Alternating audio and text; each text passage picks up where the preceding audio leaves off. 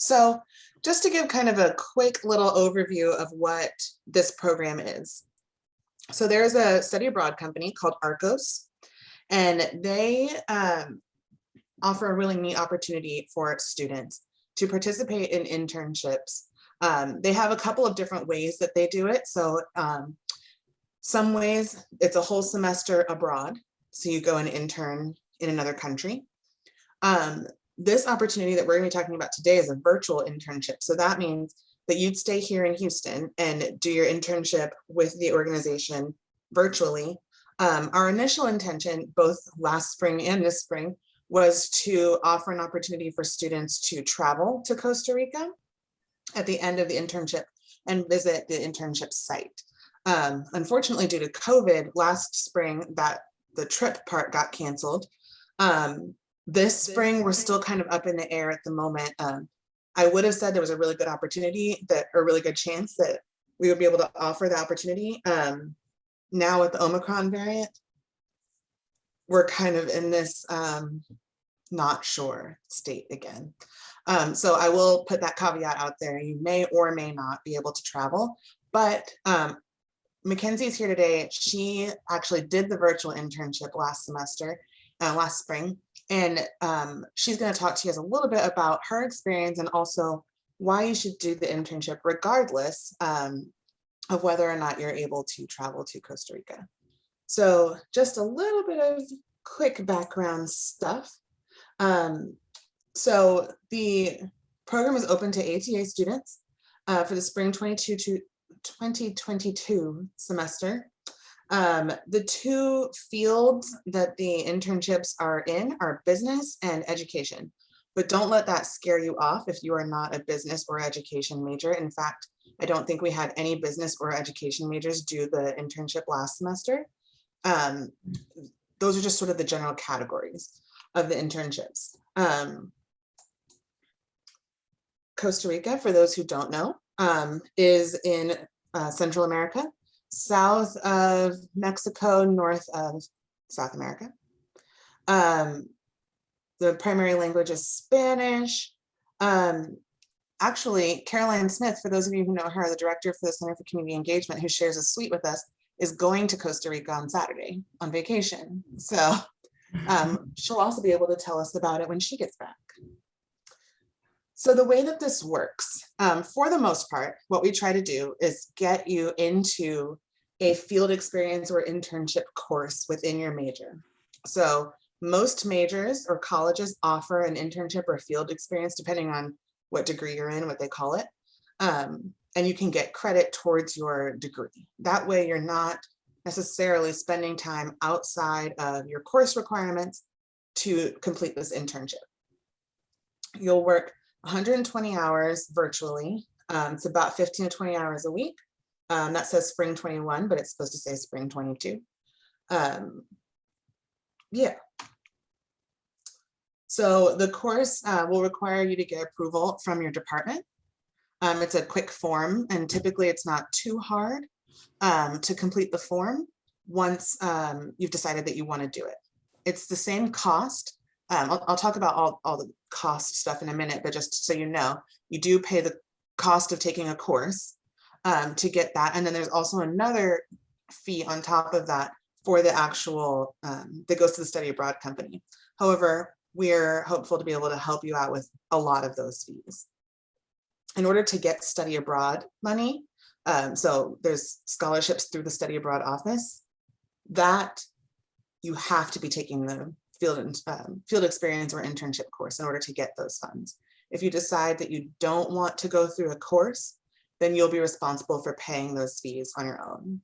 And you wouldn't pay the course fee, you would just pay the study abroad fee. The internship is with a nonprofit called Fundación Casa de los Niños.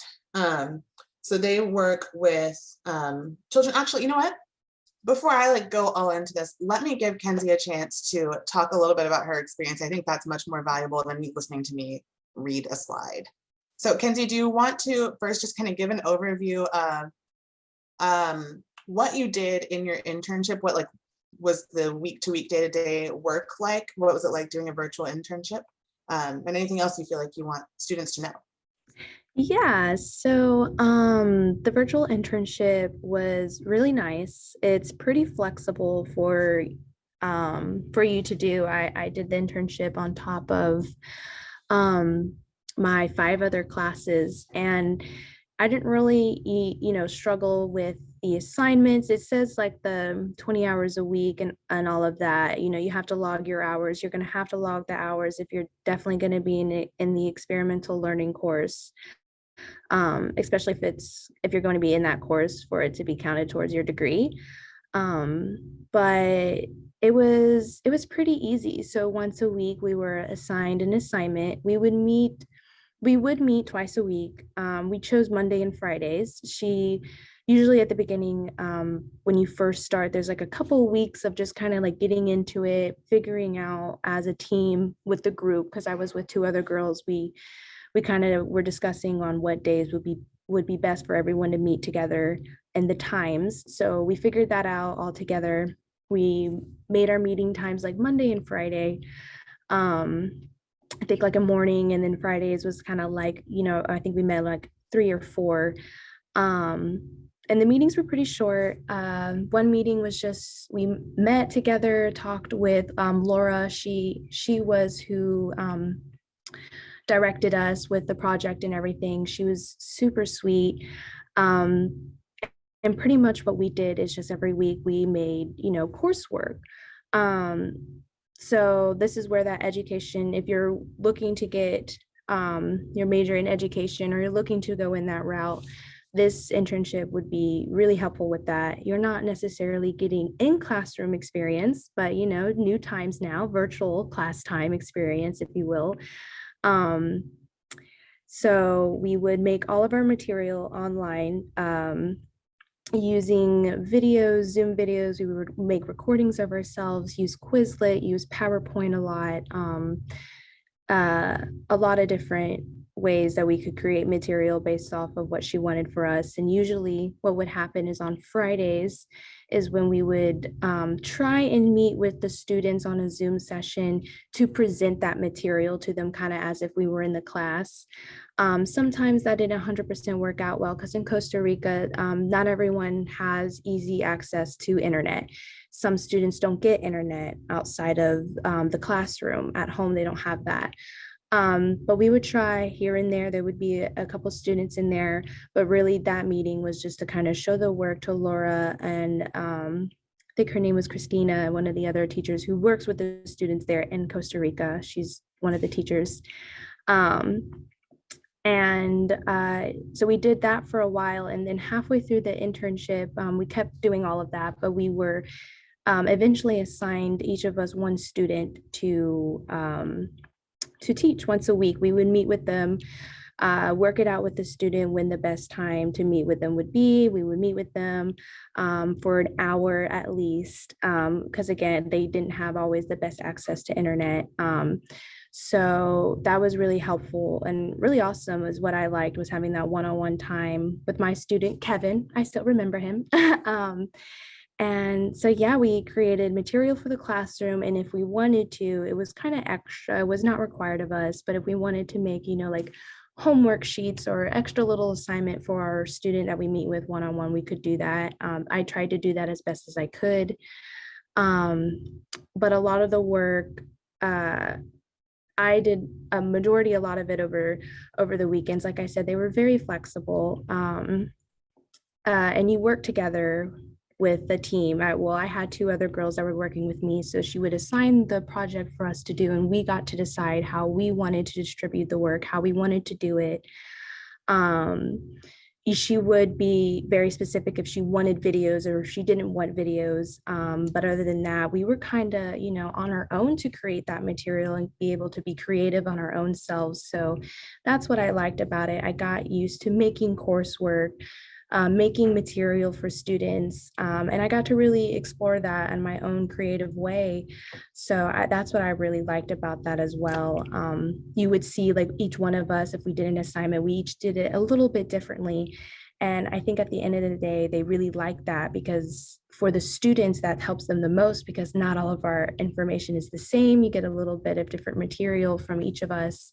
So So yeah, I really liked that. I was just making just lots of PowerPoints, lots of videos. But like I said, it's very flexible, very easy work, and it was fun making it. And honestly, was pretty fun. It wasn't too hard. But I do have to say though, that process on getting the, if you're trying to do this for, you know, your course experience, your field experience, and you're really wanting to do this internship, I would go ahead and start emailing the people you need to figure out to email. I kind of, that was the only issue that I personally had, was just trying to figure out who to get that signed off of by, depending on your major and stuff like that. So if you're looking forward to doing this, I would go ahead and start sending emails, start figuring out who needs to be the one to sign the course approval sheet, because the course approval sheet's easy to fill out. It's who needs to sign it that gets tricky. And that kind of was a jumbled mess in the beginning a little bit, but that was more on my part because I took this on randomly, but in time. So so yeah, that part's not too hard, but just definitely go ahead and get send some emails out to make sure that it's not interfering with your actual major and everything's fine on that end and all that jazz. That's all that I would say about that part, is get that a little bit out of the way a little sooner. Um, that's all I can think of right now, Christy. Okay, great. So Kenzie talked about her experience, so she was doing the education part. So the goal, Kenzie, tell me if I'm wrong, but the goal of that particular internship was to help students in Costa Rica learn English, correct? Yes, yeah. So we were teaching, it was college level students. Um, they were in their like intermediate English classes. So you didn't have to know Spanish 100%. I didn't. I actually was in my own second Spanish class when I was teaching a student who's at the same level of English as I was at Spanish. So it kind of helped me.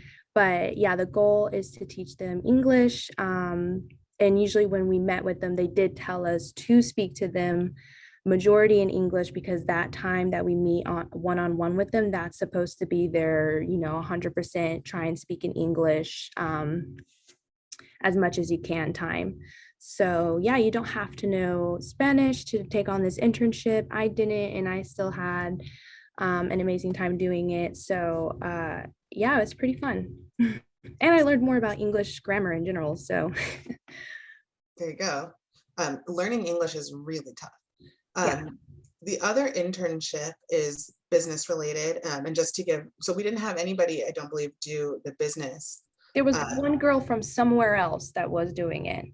oh, not from UHD, But right? not from UHD. Yeah, there was one girl who was doing it and we barely saw her. She didn't really work with us. But we Mm, had like the beginning meeting with her and the end meeting with her, but she had her own assignments and everything with business. right. So So the business one, if I'm not mistaken, if they're doing the same project, will be something related to marketing and bookkeeping. They had two separate ones for business, and those were related to the organization itself. So there's lots of flexibility. There's lots of opportunities to kind of tell them where you're at, what your major is. Janisha, can you remind me what your major is? I'm sorry, it's sociology. Sociology, okay. And Michelle?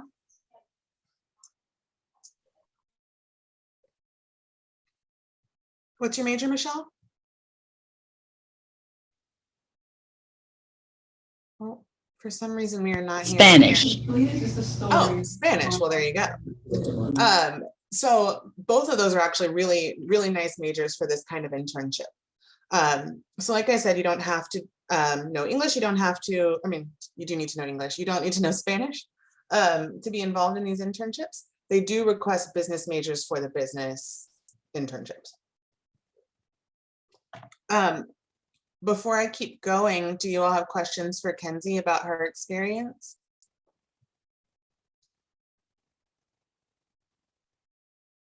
Right. Means you did a great job.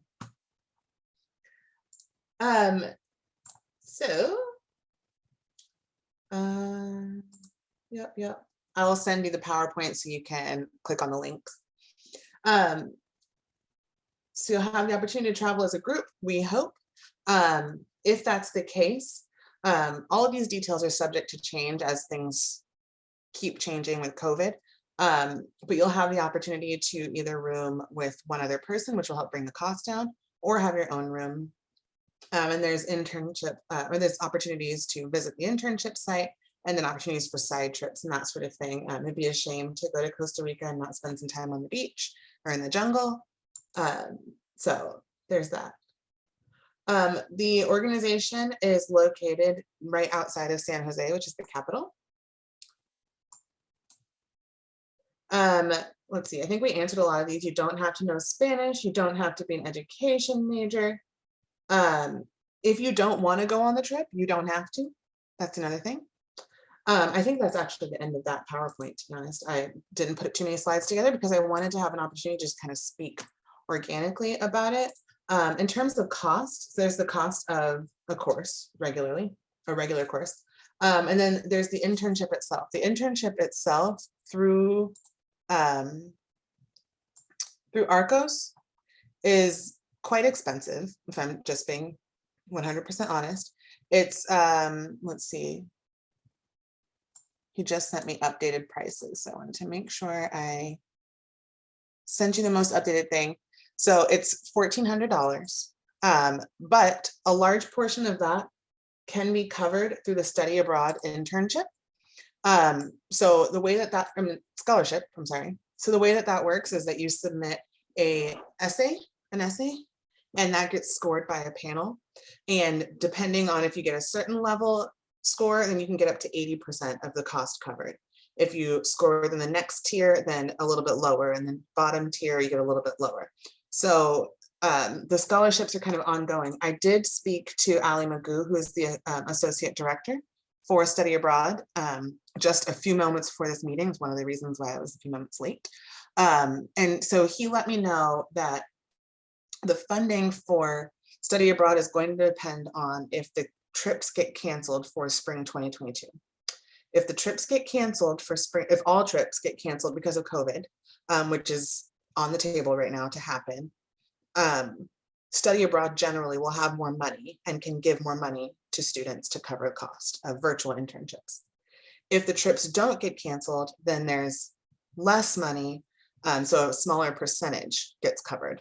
So unfortunately, I can't give you a solid number about that just because we don't know what's going to happen with COVID.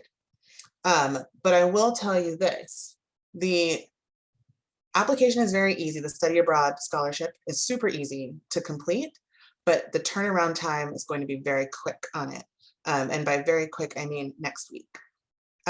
So what I would say is, if you are thinking you are interested in doing a virtual internship abroad, do the study abroad application. It doesn't cost you anything to do the application. Do the application now so that if you decide to move forward, that you have the funds available to you.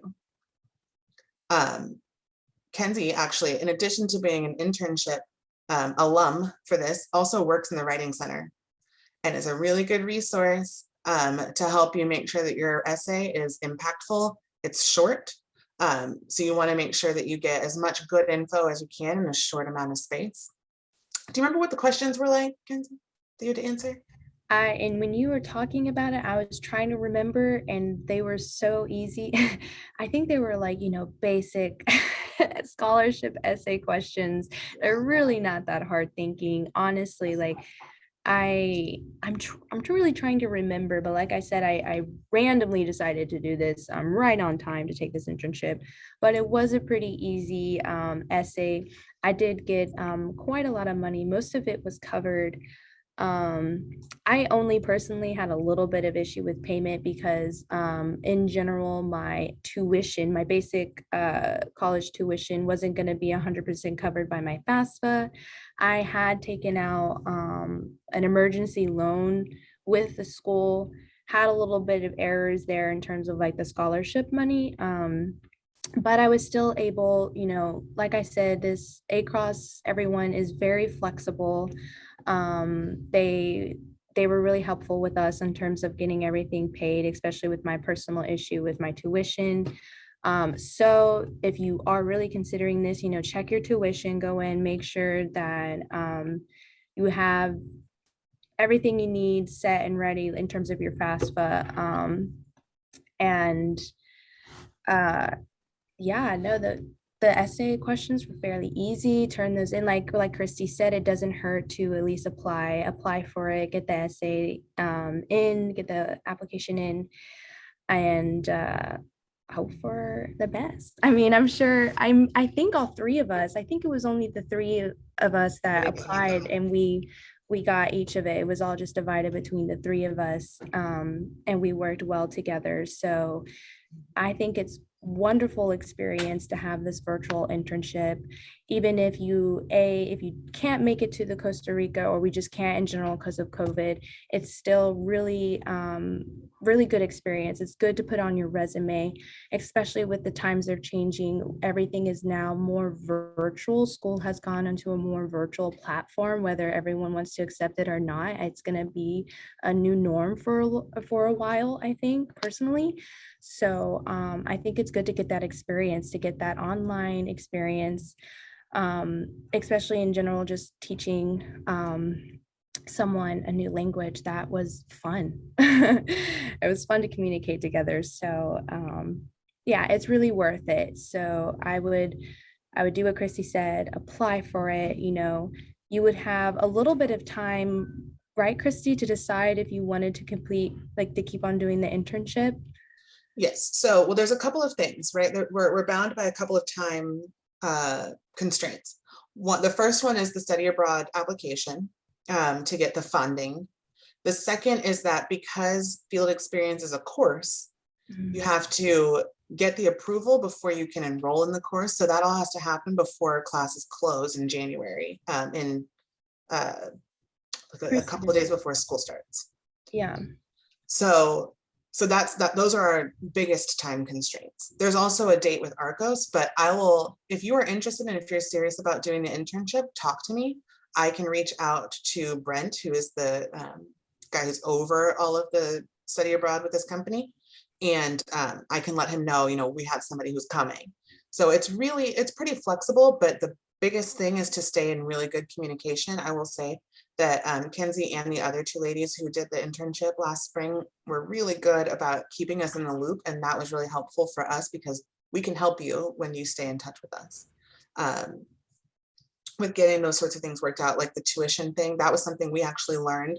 We now have a way to apply scholarships so that it doesn't automatically go towards your tuition, so that you can use it for other things. So what happens is the study abroad money that we give you, you would get that money to your bank account rather than applied directly to your tuition, and then you pay the study abroad company using that money that we gave you. So I'm sorry that there's all of a sudden landscaping happening outside my window. Do you have questions about any of those things? I feel like there should be questions. Hi, Alyssa. Hi, I'm a little late. I did have a question actually about, so it would last during the spring semester, correct? Yes, ma'am. So it's a little bit flexible, the dates, and it kind of depends on when everything gets finalized. But right now, the tentative dates are February 7th through May 13th. Yeah. Okay, awesome. Thank you. Mm-hmm. Any other questions? I don't really have a question except to say that at some point it seemed like a lot of information. I'm like so lost.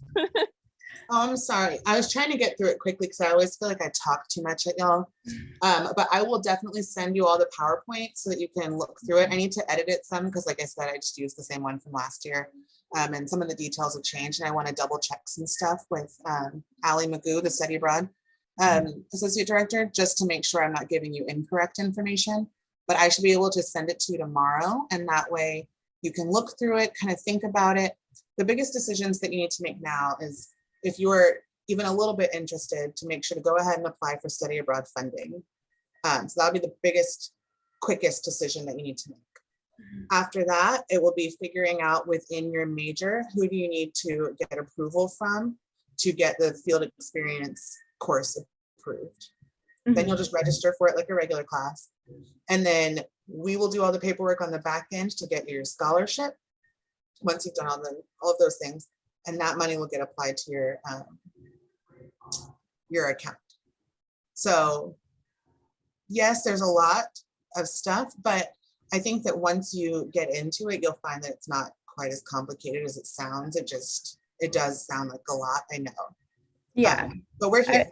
I'd agree with Christy. Yeah, it sounds like a lot, but once you're in the internship, and like Christy said, February 7th, so you get into the class and there's just, I think it's like a couple weeks. We didn't really do anything. We just decided on meetings. She kind of just gave us an overview, and then we decided when we would meet and everything, and then you kind of get a nice transition into it.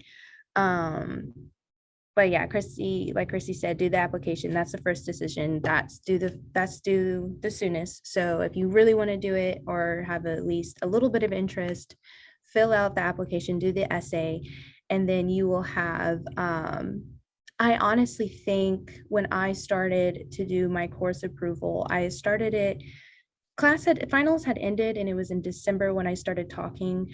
But I was also in the middle of changing majors whenever I was doing this. Yeah, so I had to get my course approval signed twice because I changed my major, and they were like, no, you need a new signature. So that's why I said just to go ahead and send an email now, like out to your college, your major's college, to see who you would go to get the course approval signed. That's quick and easy on an email. Just want to go ahead and you have the person you need to email that to, so that way you can fill out the course approval, send it to them, explain to them what you're doing. They'll sign it. It is fairly easy, but I would suggest going ahead and just figuring out who it is you need to get that signed off on. And then the rest would just be handling the money once all of that goes through. But once you're in the internship, it's fun. It's easy. So where do you go to find all of this information you guys are talking about? The PowerPoint, Christy's going to upload that. Christy can send out the email. That's what she ended up doing with us. We went to a similar info session just like this. Christy did the same thing. She promised us afterwards she'll send us the PowerPoint. We got the PowerPoint. You were able to sit down at home, kind of read through it. And yeah, that PowerPoint is the exact same. I think I even still have it in my files somewhere. I think I still have that PowerPoint. So the PowerPoint will have where you go to get the scholarship application. Yeah, all the links are in there. Okay. yeah, and I will Okay, send well, it then to I'll you in wait an for that. email. The only thing that's like really individual to you will be for your major. So for sociology, for Spanish, and Alyssa, your marketing, is that right? Yes, ma'am. Okay, so yours will be a little bit different. So I'll talk about that in a second, but you'll, I can help you find it, but we'll go online to your college's webpage, and they should have instructions on what you need to do in order to get course approval for a virtual internship. And a lot of them have deadlines. So I will say College of Business is probably the most strict in terms of deadlines. And those deadlines are typically in December. Like you cannot wait until January to get that form signed. So we'll need to look at the dates and just make sure that we're on top of it, because every college and every major is different in that way. But I'll help you figure it out. If you want to do this, I want to do everything I can to help you get it done. But really, I just wanted you to hear kind of what a virtual internship experience was like, because I think that is probably the biggest question mark for a lot of people, is what is a virtual internship anyways? And even I wasn't really sure when I was talking about this last year and telling them what it was going to be like. And so I was really glad that Kenzie was here to help kind of give some of that info about what the experience was. Yeah, I feel like I'm doing a lot of talking at you, so stop. But to say, Tanisha, if you have like specific questions you want to ask, you either ask them now, or when I send the PowerPoint, you're welcome to like send me an email and ask a bunch more questions, or call me, or we can have a Zoom chat. Or you can do the same as well with me too. Can always message me. You have my phone number, so if you get confused, hit me up. Okay, so I'll just wait for the PowerPoint and then I'll ask my questions. Okay. Unless you have them right now, we can try and answer them right now too. But yeah, you can do that as well. Okay, thank you. Of course. Wow. I by no means want to cut anybody short, but I also want to respect your time and say, if you don't have any other questions, we can go ahead and end this. And I will work on getting the most up-to-date dates and stuff together for you. Probably tomorrow. I think it's probably too late for Allie tonight, but in the morning, I will get those things and send that out to you by tomorrow afternoon with as much information as I've got, and then I'm totally free to answer questions for you. Sound good? Sounds good. Thank you. Yes, thank you so much. Awesome. Have such a good afternoon. I hope that you all will take advantage of this. It's a really cool opportunity.